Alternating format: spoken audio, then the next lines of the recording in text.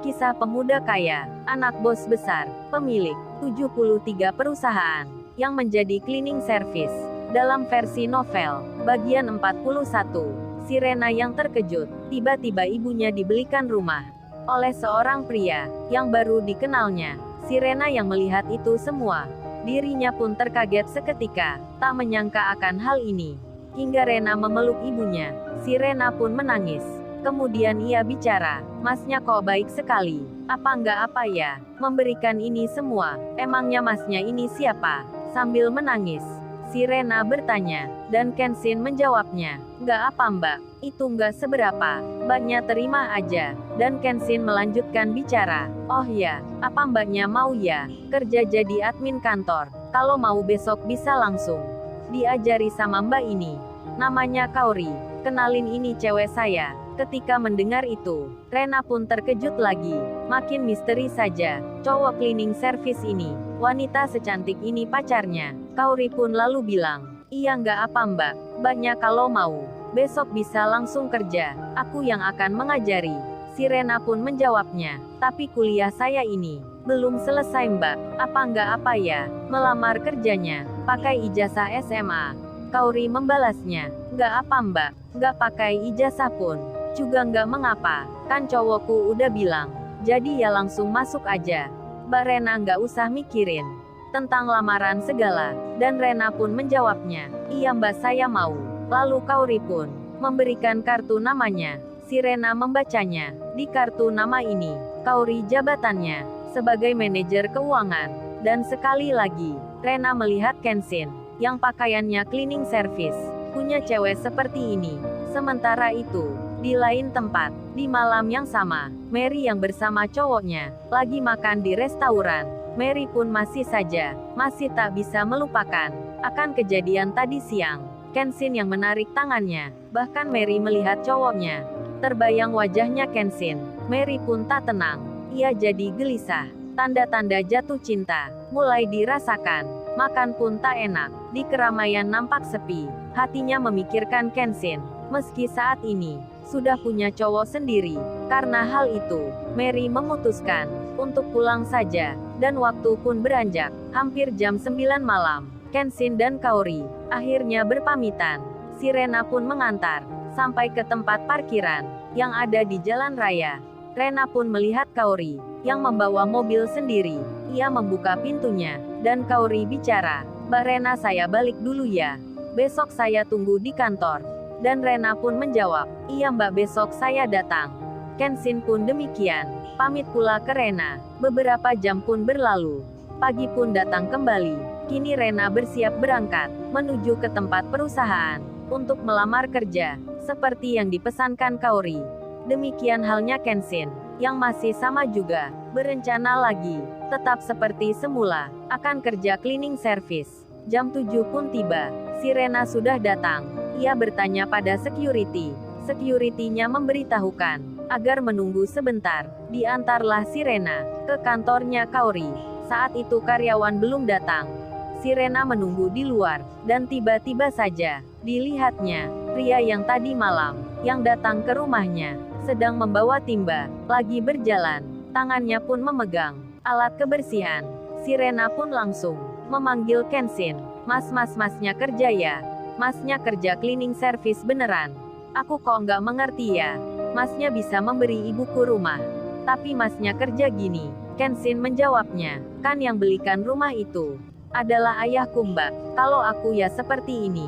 Rena pun bertanya lagi, "Tapi kayaknya aneh ya, masnya kerja gini. Maaf sebelumnya, tapi mbak Kaori yang kemarin bisa jadi teman dekatnya." Kenshin menjawabnya, "Bukan teman dekat mbak, tapi Kaori itu udah jadi ceweknya cleaning service." Hahaha, Kenshin tertawa. Rena pun tersenyum. Di sela itu si Mary tiba-tiba saja lewat. Dirinya melihat Kenshin yang bicara dengan wanita lain yang tak pernah dilihat sebelumnya. Si Mary jadi bertanya, siapa wanita itu? Lalu ia melanjutkan jalannya sambil memandang Kenshin berulang-ulang kali, bahkan sesekali berhenti hanya untuk melihat wajahnya Kenshin.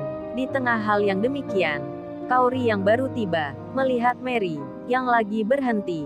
Kaori pun memperhatikan Si Mary itu ternyata lagi melihat cowoknya. Kaori pun tak curiga kalau Mary kini sudah ada hati dengan Kenshin. Dan Kaori lalu menghampiri Kenshin. Kaori pun berucap, "Saya ini roti untuk kamu. Mama yang bikinin. Kamu dapat salam dari Mama." Kenshin menjawabnya, "Makasih ya Kaori. Akhirnya Mama kamu merestui juga ya hubungan kita." Kenshin tertawa kecil. Kaori menyahutnya, "Ya iyalah Sai. Kalau Mama gak suka pun, aku tetap suka kamu." Kaori tersenyum. Dan Rena mendengarnya. Kemudian Kaori bilang, "Oh ya Mbak Rena, udah dari tadi ya datangnya. Kalau gitu ayo Mbak Rena, masuk ke kantorku." Mbak Rena langsung aku jelasin. Kaori pun bertanya, ia bicara ke Kenshin, "Sai apa ini nanti Mbak Rena masuk kerja di sini? Apa nggak minta izin dulu ya? Ke orang kantor HRD?" Kenshin menjawabnya, "Nggak usah Kaori, kamu ajari aja Mbak Rena ini. Cara kerjanya gimana? Masalah itu belakangan aja. Entar sore atau besoknya, kamu bilang ke kantor HRD." Dan Kaori mengiyakan. Si Rena pun curiga. Dalam hatinya bertanya, "Mbak Kaori ini, kok tanya masalah itu? Masalah HRD, ke cowok ini. Padahal kerjanya cleaning service." Si Rena pun belum mengetahui akan siapa Kenshin. Di sela itu si Iwan datang. Pakaiannya sama dengan Kenshin. Rena dan Kaori melihatnya. Kenshin lalu bilang, "Wan ayo ikut aku ke belakang Wan. Kita bersihin selokan. Hujan-hujan gini, biasanya bisa banjir." Iwan menjawabnya, "Oke bro gua siap." Dan Kenshin bilang ke Kaori, "Aku kerja dulu ya." Kenshin sambil mengedipkan mata, tanda menggoda ceweknya. Kaori pun mengerti. Ia menjawabnya, "Iya Sai, hati-hati ya kalau kerja." Si Rena lagi-lagi melihat hal itu. Dan Rena pun diajak Kaori untuk masuk ke kantornya. Kemudian, beberapa jam terlewat. Saat menjelang waktu istirahat, Kenshin dan Iwan, yang masih kerja di belakang, tiba-tiba saja didatangi Mary. Si Mary yang menghampiri, langsung saja bilang, "Oh ya Mas Kenshin, ini aku mau memberi ini. Untuk makan siang Mas Kenshin. Ini tanda terima kasihku, karena kemarin Mas Kenshin sudah membantu menghindarkan waktu ada timba jatuh." Iwan terkaget jadinya. Ini Mbak Mary, cewek paling sombong di sini. Paling menjengkelkan sekali. Kok tiba-tiba ke sini? Mendatangi tempat kotor ini. Memberikan makanan ke Kenshin. Biasanya nggak gini. Nggak mungkin seperti ini. Si Iwan bertanya dalam hati. Lalu Kenshin bicara, "Maaf ya Mbak tangan saya ini kotor. Saya khawatir entar kena Mbaknya. Jadi bingkisannya itu, taruh saja ya di depan." Si Mary pun bilang, "Nggak apa kok Masnya ambil aja. Kan entar aku ini bisa cuci tangan." Rupanya Mary ingin Kenshin menerimanya langsung. Dan Kenshin memegangnya, bingkisan makanan itu, yang diberikan Mary. Si Mary pun tersenyum.